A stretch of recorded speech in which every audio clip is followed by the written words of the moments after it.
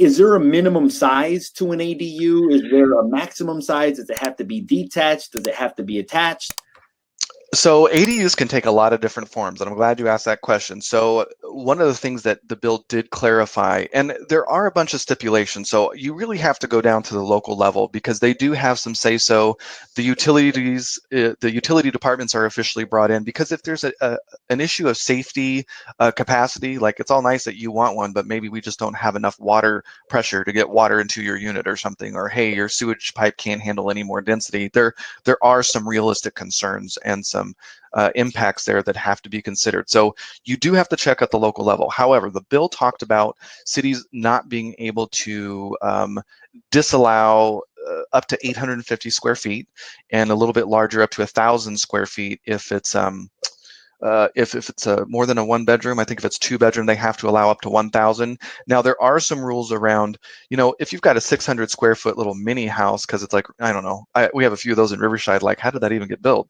You can't build like a 1,800 square foot, home in the back, and that's going to look terrible as well. So they did talk about some design things. I have to fully go through that. I appreciate it. I think it's 50% of the footprint of the house or something, but they spelled out that a little bit more carefully.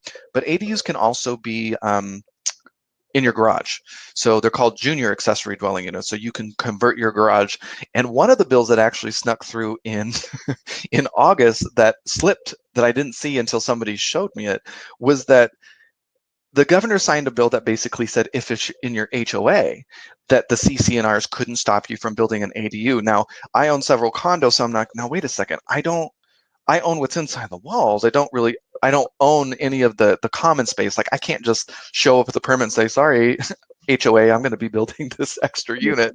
Yeah. However, JADUs would totally work. So just for fun, I showed up to an HOA meeting this week, and I'm like, I just wanted to let you guys know AB 68 technically allows me to convert my garage into an accessory dwelling unit. It was signed by the governor in August, and that's not my plan to do that. I just wanted to let you know there's probably very little that we're going to be able to do when other residents in our community want to do that. And the look on the faces were a little frightening. I mean, as an owner of several condos, I don't know if that's a great idea.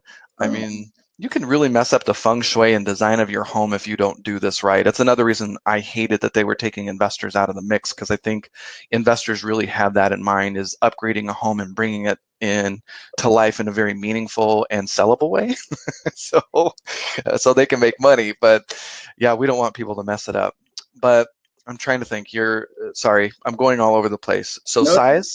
size, another, if anybody's in the commercial space watching this, they added more specific language about multifamily as well. So if you own multifamily, cities cannot stop you from building at least one ADU inside of a multifamily space, and up to 25% of the building, which I'm trying to really unpack that, and I'm doing research as well, because I'm like, are you saying that 25% of an existing multifamily, you can upgrade 25% of the units and start reworking the configuration to build in?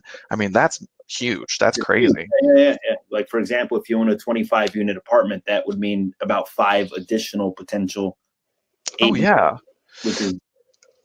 And why we're talking about this, I think this is a good time to mention that you should expect your local city to outlaw vacation rentals, especially on accessory dwelling units. So anything less than 30 days, you're probably not going to be able to do. That's not the goal of accessory dwelling units. It's about affordable housing. And if you're, running, these small businesses under there, that's going to be very difficult. It doesn't mean that you can't be a little bit more strategic and do maybe student housing fully furnished, just as long as it's over 30 days. I just hate when homeowners or investors are going into something and they see dollar signs and then they realize, oh, I can't do that, and they've already gone too far in. That's no fun. So don't do that.